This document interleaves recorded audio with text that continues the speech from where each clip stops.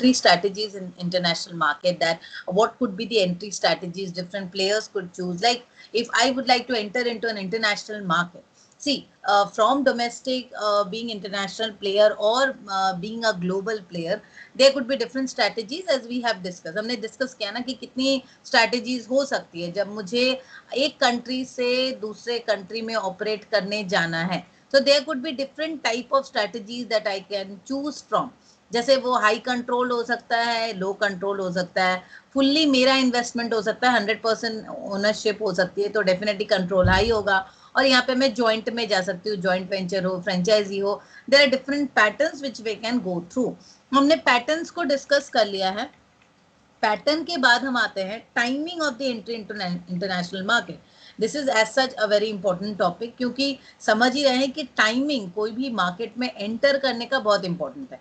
अभी आप लोग एग्जांपल आप ले लो, ये पीपी किट या कोविड रिलेटेड जितने भी आइटम्स हैं, वो सब का जो मैन्युफैक्चरिंग स्टार्ट हुआ, प्रोडक्शन, डिस्ट्रीब्यूशन, ये just they took the time, means time opportunity, ये जो अपॉर्चुनिटी गैप बोल सकते हैं, इसको यूटिलाइज किया. ये जो गैप था मार्केट में, सडनली एक कोविड जैसा पैंडेमिक आया और इस सिचुएशन में एंटर किए ये जो प्रोड्यूसर्स और industrialist. So definitely they got the first mover advantage. So we can understand कि टाइमिंग, जैसे मेक इन इंडिया, अभी मेक इन इंडिया को बहुत ज़्यादा क्या बोलते हैं, इम्प्रोवाइज कर रहे हैं, या हम लोग इसको बहुत ज़्यादा शोकेस कर रहे हैं. एंड एज सच मतलब मेक इन इंडिया बहुत सक्सेसफुल भी है. We are producing so many COVID related things, जो भी उनको मेडिकल या हेल्थ केयर में जो भी चीज़ें ज़रूरत है, वो वैक्सीन से लेकर PP kit and all, everything is being manufactured here. अभी मेक इन इंडिया इसलिए सक्सेसफुल है प्रोजेक्ट, और इतना ज़्यादा. तो टाइमिंग मैटर कर रही है कि किस टाइम में ये प्रोडक्शन स्टार्ट हुआ, and we started exporting itself throughout the world. So timing of entering into international market is so very important. It's clearly understood. जैसे स्टॉक मार्केट में भी होता है ना टाइमिंग, तो हर चीज में ये टाइमिंग बहुत इंपॉर्टेंट है. So as such in international markets as well. According to Green, Barsley and Rios, the competitive position, especially the ability and competency of the firm to realize its objective in maintaining or sustaining a competitive advantage is affected by the timing of entry of the firm. So this is according to Green, Barsley and Rayones. इन्होंने क्या बोला कि एक firm की जो competitive advantage है, कोई भी फर्म की जो कॉम्पिटिटिव एडवांटेज है, वो डिपेंड करती है कि आप कितना सक्सेसफुल होगे. मतलब टोटली आपकी सक्सेस जो है, it is dependent on the timing of entry into an international market. आप जितना रियलाइज कर सकते हो ऑब्जेक्टिव्स को, या रियलाइज करना चाहते हो, ये सारी चीजें डिपेंड करती हैं on the timing of entry.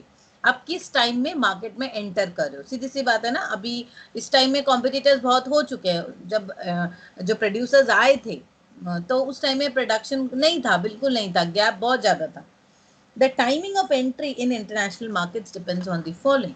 Now we will be discussing about the different factors. जो factors हैं, उसके हिसाब से हम internationalization करते हैं. तो first is level of internationalization. ये first factor है हमारा. Lee and Sullivan define the level of internationalization as the degree of involvement of a firms in the international market. मैं theorist का नाम इतना नहीं लिख रही हूँ, ली एंड सलिवन है, वो आप जान लो. उन्होंने क्या बताया फॉर द इंटरनेशनल, मतलब इंटरनेशनलाइजेशन को क्या बोलते हैं, नेशनल, डोमेस्टिक से इंटरनेशनल हो रही हूँ. तो degree of involvement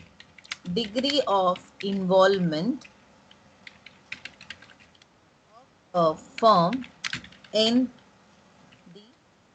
international markets, इसको हम बोल सकते हैं डिग्री ऑफ, मतलब ये क्या लेवल ऑफ इंटरनेशनलाइजेशन का कैसे पोर्ट्रे कर रहे हैं इसको. एक फर्म कितना ज्यादा इंटरनेशनल मार्केट से जुड़ा हुआ है, कितना ज्यादा इन्वॉल्व है. अब और एक थ्योरिस्ट ने बताया है, according to Chang Saver et al, firms which have good exposure in international market will enter new markets earlier. अब देखो, उन्होंने भी, जो दूसरे थ्योरिस्ट हैं, उन्होंने भी बताया कि ये जो लेवल ऑफ इंटरनेशनलाइजेशन है, इट डिपेंड्स, और इसको हम बता सकते हैं कि एक firm, a firm has got which has good exposures, मैं डायरेक्टली लिख रही हूँ, गुड एक्सपोजर्स इन इंटरनेशनल मार्केट जिनका इंटरनेशनल मार्केट में एक्सपोजर अच्छा है, ज्यादा है, they can explore new market ना, एंटर न्यू मार्केट्स अर्लियर, या फास्टर मैं बोल सकती हूँ डिफरेंट वे में, जो ऑलरेडी एग्जिस्टिंग इंटरनेशनल मार्केट में काम कर रहे हैं या जिनका एक्सपोजर ज़्यादा है, वो आसानी से नए मार्केट को एक्सप्लोर कर सकते हैं, वो खोज सकते हैं ना। देखो, जो मैं जैसे डोमेस्टिक में ही ऑपरेट कर रही हूँ, तो I am not aware of anything in what is happening in the international level, तो मुझे पता ही नहीं है, तो मैं मार्केट में एक्सप्लोर नहीं कर सकती, ना मैं नया मार्केट खोज सकती हूँ। rather than who is already into the international level, international exposure जिसका है, जो मैंने काम कर रहे हैं, जो ज्यादा बाहर हैं, उनको ज्यादा नए नए मार्केट एक्सप्लोर कर सकेंगे, राइट।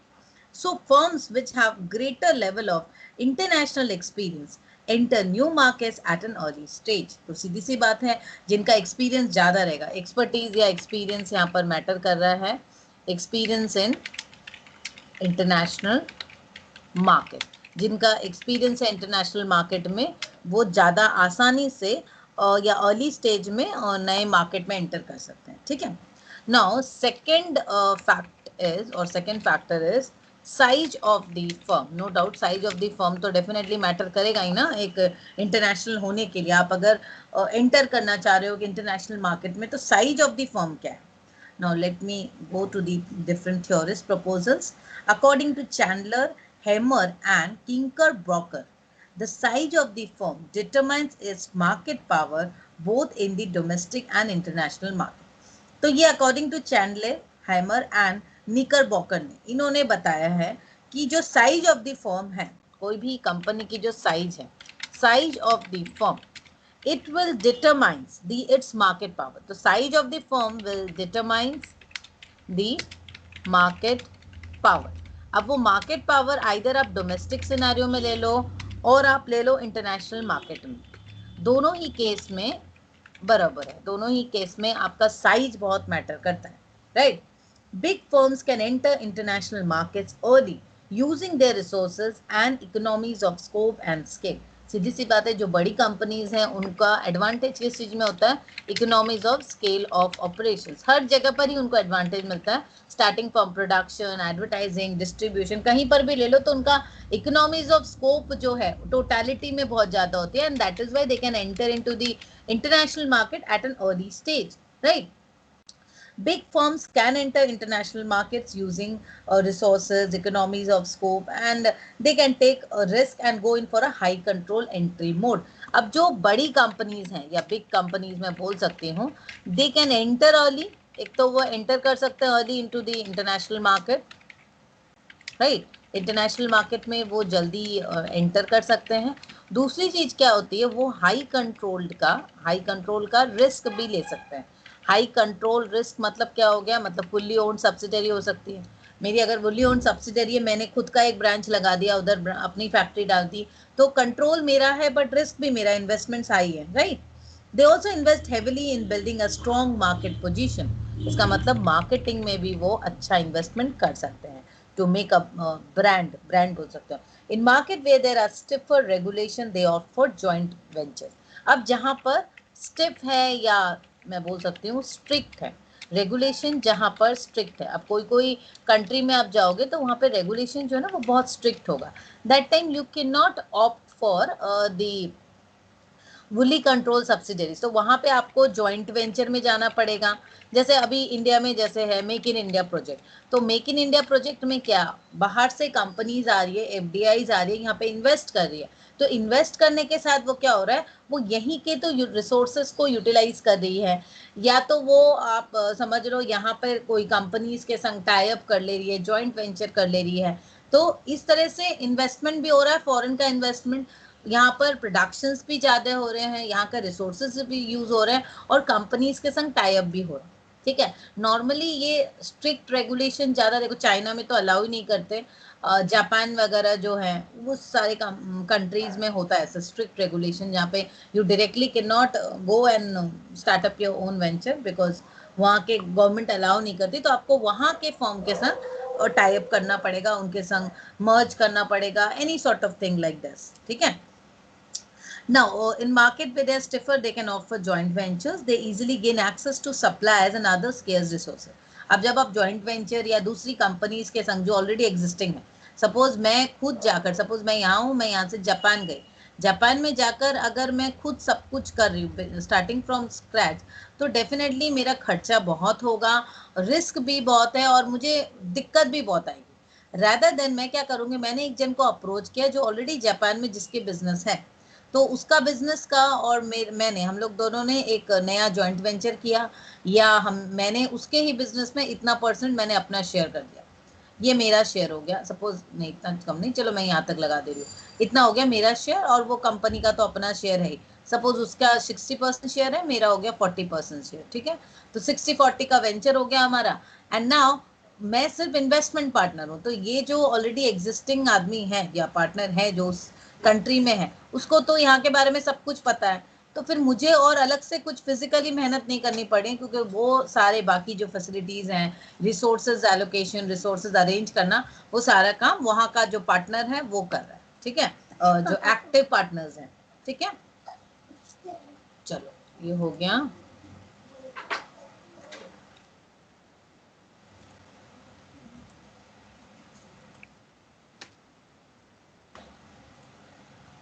चलिए कहाँ थी मैं, साइज ऑफ द फर्म। तो हमने दो फैक्टर्स कंसिडर किए, that two factors which are needed to enter into an international market, two factors need to be consider. अभी सिर्फ ये टू फैक्टर्स नहीं है, इसके आगे के फैक्टर्स मैं बता रही हूँ। Next one is economies of scope, ठीक है, next one is economies of scope. अब economies of scope clearly indicate कर रहा है कि आप कितने वाइड रेंज ऑफ प्रोडक्ट्स और सर्विसेज में हो, किस लेवल पे ऑपरेट कर रहे हो, आपकी स्केल। देखो जितना बड़ी कंपनीज होती है उनको एक एडवांटेज होता है, बट टू सम एक्सटेंट उस लेवल के बाद अगर वो ऑपरेट करते हैं तो कभी कभी इकोनॉमीज की जगह डिसइकोनॉमीज भी आ जाती है। Firms which offers a wide range of services और product have better chance to enter new market. तो जिसकी सर्विसेज या wide range of products available है, wide range of products and services available, उनको क्या होता है, उनके लिए क्या होता है, एंटर करना, entering new market would be easy. मैं सीधी लिख रही हूँ, easy to enter new markets, fine, ये हो गया। Such firms are better prepared and can handle uncertainties regarding the types of products that are required in the new market। क्या होता है, एक फर्म अगर बहुत वैरायटी ऑफ प्रोडक्ट्स और सर्विसेज को बना रही है तो वो एक चीज पे फोकस नहीं है, variety of things are there, तो एंटर जब करेंगे ना न्यू मार्केट में, दे कैन हैंडल वेल, क्योंकि क्या होती है, एक चीज की डिमांड अगर कम हुई तो उसको कंपनसेट किया जा सकता है दूसरे के डिमांड से। Firms which offers a wide range of products services can develop synergy across products or services, which make them efficient and maintain high quality at every stage of manufacturing and marketing। अब देखो, maybe I am offering variety of products or services, right, but उसमें एक synergy होनी चाहिए। ऐसा नहीं कि मैं यहाँ पे फूड इंडस्ट्री में खाने पीने की चीजें बना रही हूँ, इधर मैं एफएमसीजी प्रोडक्ट में, उधर मैं टेक्सटाइल मैन्युफैक्चरिंग में। अल्टीमेटली कुछ सिनर्जी होनी चाहिए कि जिस चीज को लेकर है, अब खाने की चीजों में है तो हमें, अगर मैं उसी चीज में अगर एंटर करूँ, उसके ही वैरायटी ऑफ ये है, कोई सूप के पैकेट बना रहे, कोई जैसे वो मैगी वाले लोग, मैगी के संग वो सूप्स और जितना पैकेज्ड जो फूड है या पैकेट मसाले हैं वो आ जाता है, तो क्या वो एक जैसा चीज है।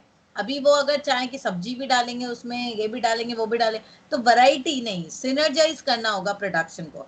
मे बी देखो, मैं जो रॉ मटेरियल जब बनता है ना, रॉ मटेरियल्स ऑलमोस्ट एक जैसा हो, रॉ मटेरियल जो है मेरा, ये दो रॉ मटेरियल कंपोनेंट है, मेरे दो प्रोडक्ट बन रहे हैं। अब दो प्रोडक्ट में मुझे ये फर्स्ट स्टेज और सेकंड स्टेज का जो आइटम है दैट इज सेम। अब यहाँ जाकर जो प्रोसेसिंग हो रही है, फाइनल प्रोसेसिंग, अब आप दे रहे हो दूध से, दूध से ही आपका मक्खन बनेगा, दूध से ही आपका दही बनेगा, दूध से ही वो दही से फिर छाछ बनेगा, तो वैरायटी जो चीजें हैं वो यहीं से आ रही है। प्रोसेस जो है, प्रोसेसिंग एक ही चीज की प्रोसेसिंग हो रही है, घी भी बन रही है। तो अमूल वाले देखो दूध का सारे आइटम बना रहे हैं, तो अल्टीमेटली वो सिनर्जाइज कर पा रहे हैं ना, कि जो उनका रॉ मटेरियल है या जो प्रोसेसिंग है, जैसे वही चीज को प्रोसेस करके, दूध को ही प्रोसेस करके मलाई बनाया, वहां से ही आपने मलाई से फिर घी निकाला, बटर निकाला, फिर उससे ही आपने ये पनीर निकाली, तो दही निकाला, वो छाछ निकला, तो अल्टीमेटली क्या, एक ही रॉ मटेरियल का है, प्रोसेसिंग उसकी ही डिफरेंट स्टेजेस में हो रही है, और डिफरेंट डिफरेंट प्रोडक्ट हम ऑफर करें। तो अमूल ने कैसे किया, सिनर्जाइज किया। अमूल ने अपने जो मैंने जितने भी वो प्रोडक्ट ऑफर करते हैं वो सिनर्जाइज हैं, कि रॉ मटेरियल एक ही है, प्रोसेसिंग एक ही एकदम जो उसका ट्रेडिशनल जो प्रोसेसिंग है उस तरह से ही जाता है, तो वो ऑटोमेटिक है, वो नेचुरल प्रोसेसिंग में जा रही है, तो उन्हें ज्यादा दिक्कत नहीं होती। अगर दूध खराब हो गया, दूध है, दूध खराब ही हो गया, दही नहीं जमा, दूध खराब हो गया तो वो पनीर बन गया, ठीक है। दूध का अगर मतलब मलाई निकाल के छोड़ दिए तो तुम उसका बटर बना लो, चीज बना लो, या तुम घी बना लो, ज्यादा फर्दर प्रोसेसिंग की तो बस जितना ज्यादा प्रोसेसिंग होता है चीजों का दाम उतना बढ़ता है, ठीक है, इस केस में। तो वैसे ही आप अगर वैरायटी ऑफ, एक कंपनी अगर वैरायटी ऑफ प्रोडक्ट को ऑफर कर रही है तो उसको सिनर्जाइज करना चाहिए थोड़ा सा, कि वो जितने प्रोडक्ट भी ऑफर कर रही हैं वो ऑलमोस्ट एक ही तरह के सोर्स से आ रहा है, सोर्स हो या रॉ मटेरियल जो उसके प्रोसेसिंग है वो ऑलमोस्ट एक जैसा हो रहा है, एक चीजों से हो रहा है, रॉ मटेरियल से प्रोसेसिंग थोड़ी सी एक जैसी, उसके बाद धीरे धीरे अलग हो रहा है, यहाँ से ये अलग हो गया, यहाँ से ये अलग हो गया, इधर से ये अलग हुआ, इससे क्या हो रहा है, सिनर्जाइज हो रहा है। अब यहाँ से फिर डेफिनेटली अलग अलग होगा, बट अगर मैं वैरायटी ऑफ प्रोडक्ट ऑफर कर रही हूँ और मेरा एक प्रोडक्ट का जो चेन है, सप्लाई चेन यहाँ से जा रहा है, एक प्रोडक्ट का सप्लाई चेन ऐसा हो रहा है, पूरा इंटायर जो प्रोसेस है, एक प्रोडक्ट का प्रोसेस इस तरह का जा रहा है, अल्टीमेटली सब अलग अलग है, बिल्कुल अलग अलग यूनिट्स हैं, अलग अलग प्रोडक्ट्स हैं, एक ही फैक्ट्री में 5 प्रोडक्ट बन रहे हैं, 5 ही बिल्कुल अलग अलग। तो हमें सिनर्जाइज करने की जरूरत है, क्या क्या प्रोडक्ट हम ऑफर कर रहे हैं, so that it would be easier for us, ठीक है, इकोनॉमीज ऑफ स्कोप को हैंडल करने के लिए। So these firms take more risk and enter into the now which make them efficient and maintain high quality at every stage। जैसे क्या होता है आपकी every stage में processing जो quality अच्छी होती है।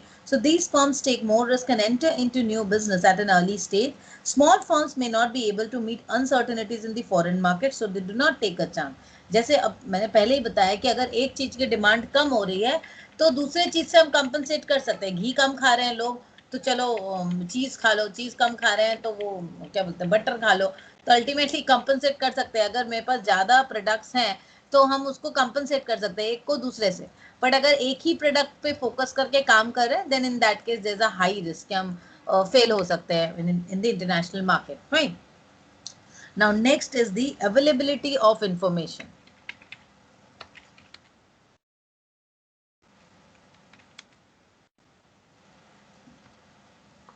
availability of information।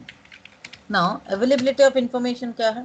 According to some researchers, the firm's ability to obtain the market signals and opportunities is an important aspect that affects the action of the firm।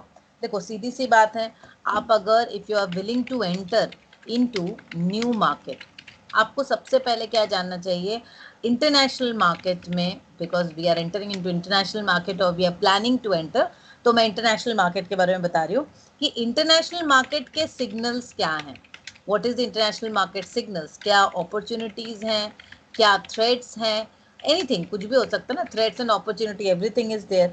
तो availability, मुझे अगर वो information जितनी जल्दी मुझे मिलेगा मुझे अपनी स्ट्रैटेजी को बनाने में उतना आसानी होगा, right. So this is very important that we should get the information.